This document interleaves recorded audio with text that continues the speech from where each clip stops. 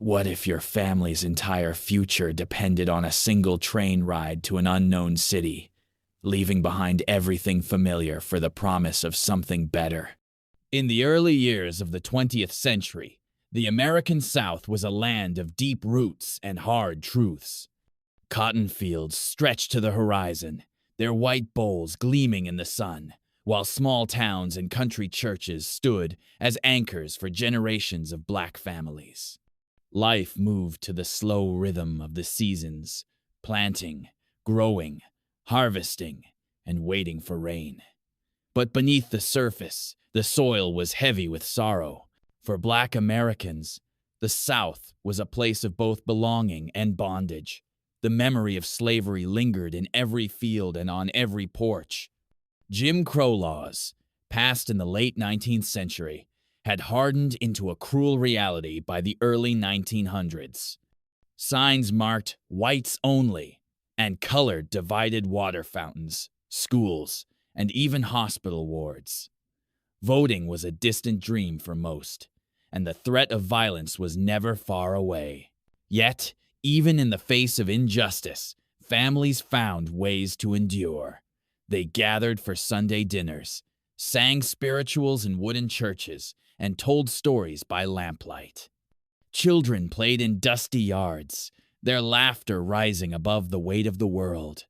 Grandmothers quilted, mothers cooked, fathers worked the land, or found what jobs they could. Hope was a quiet ember, burning in the hearts of those who believed that life could be different. Then, in the year 1916, a new possibility began to whisper through the South. Letters arrived from cousins and friends who had gone north, describing a world where wages were higher, where children could go to school, where a man could vote and walk the streets without fear. Newspapers like the Chicago Defender spread the word, their pages filled with stories of opportunity and freedom. The North, it seemed, was calling. The first to leave were often young men, restless and brave. They boarded trains in the dead of night, their pockets filled with hope and a few coins, their hearts heavy with the weight of goodbye. Some carried battered suitcases, others just a bundle of clothes tied with string. They left behind mothers and sweethearts, promising to send for them when they could. The journey was long and uncertain. Trains rattled through the countryside, stopping in cities with names that sounded like promises. Chicago, Detroit, Cleveland, New York, Philadelphia. The air grew colder as the miles passed, and the landscape changed from cotton fields to factories, from dirt roads to city streets. For many, it was the first time they had ever left the South. In the North, life was both better and harder than they had imagined. There were jobs in steel mills, auto plants, and slaughterhouses work that was dangerous and exhausting, but paid more in a week than a month's labor in the fields. There were schools for their children, libraries and parks, and the chance to vote. But there was also prejudice, crowded tenements, and the struggle to find a place in a world that was not always welcoming. Still, the word spread. By the time the First World War ended in 1918, thousands had made the journey. The Great Migration had begun. Over the next decades, the trickle became a flood. Between 1916 and 1970, more than 6 million Black Americans left the South, seeking new lives in the cities of the North and West. Families traveled together, mothers with babies on their hips, fathers carrying heavy bags, children clutching dolls and books. They rode trains, buses, and sometimes walked for miles, following the tracks of those who had gone before. In Chicago, the South Side became a city within a city, alive with music, laughter, and ambition. Jazz and blues poured from clubs and dance halls, the sounds of Louis Armstrong and Muddy Waters echoing through the night. In Harlem, New York, poets and painters gathered in smoky rooms, giving birth to the Harlem Renaissance, a flowering of black art, literature, and pride.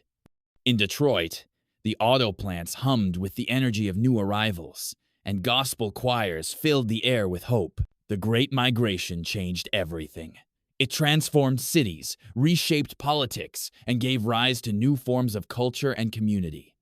Black newspapers flourished, churches grew, and civil rights organizations gained strength. The children of the migrants became teachers, doctors, lawyers, and leaders. They marched for justice, sat at lunch counters, and stood on the steps of the Lincoln Memorial, demanding a place in the American story. But the journey was not easy. In the North, black families faced redlining, job discrimination, and the sting of racism. Neighborhoods were sometimes destroyed by riots or urban renewal. Yet, through it all, the spirit of the migrants endured. They built new lives, kept old traditions, and created new ones. They sent money home to the South, helping relatives survive hard times. They wrote letters, telling stories of struggle and triumph, of heartbreak and hope. One family's story was much like many others. In the spring of 1941, Sarah Johnson packed her few belongings into a battered suitcase. She was 22, with a baby on her hip and another on the way. Her husband, Henry, had already gone to Chicago, working long hours in a meatpacking plant. He sent money when he could, and letters filled with dreams of a better life. If you're enjoying this story, don't forget to like and subscribe for more stories that bring history's greatest mysteries to life. Sarah's journey began before dawn. She hugged her mother goodbye, promised to write, and boarded the train with her children. The ride was long and crowded, the air thick with the scent of fried chicken and nervous hope. At each stop, more families climbed aboard, their faces a mix of fear and excitement. When Sarah arrived in Chicago, Henry was waiting at the station. He took her hand, and together they walked to their new home, a small apartment in a brick building on the South Side. The neighborhood was noisy and crowded, but it was alive with possibility. Sarah found work as a seamstress. Henry saved for a house, and their children grew up with dreams their parents had never dared to imagine. The Johnsons' story was echoed in millions of lives. Some found success, others struggled, but all were part of a movement that changed the face of America. The Great Migration was not just a movement of people, it was a movement of the heart. It was the courage to leave behind everything familiar, to risk the unknown for the promise of something better. It was the strength to endure hardship, to build new communities, and to keep hope alive in the face of adversity. By the time the migration slowed in the 1970s, the South had begun to change. The civil rights movement had brought new laws and new hope. Some families returned, drawn by memories and the promise of a new South. Others stayed in the North, their roots now deep in the cities they had helped to build. Today, the legacy of the Great Migration lives on. The music, art, and culture born in those years continue to shape America. The children and grandchildren of the migrants are teachers, mayors, artists, and activists. Their stories are told in books, songs, and family gatherings, a living testament to the power of hope and the strength of the human spirit.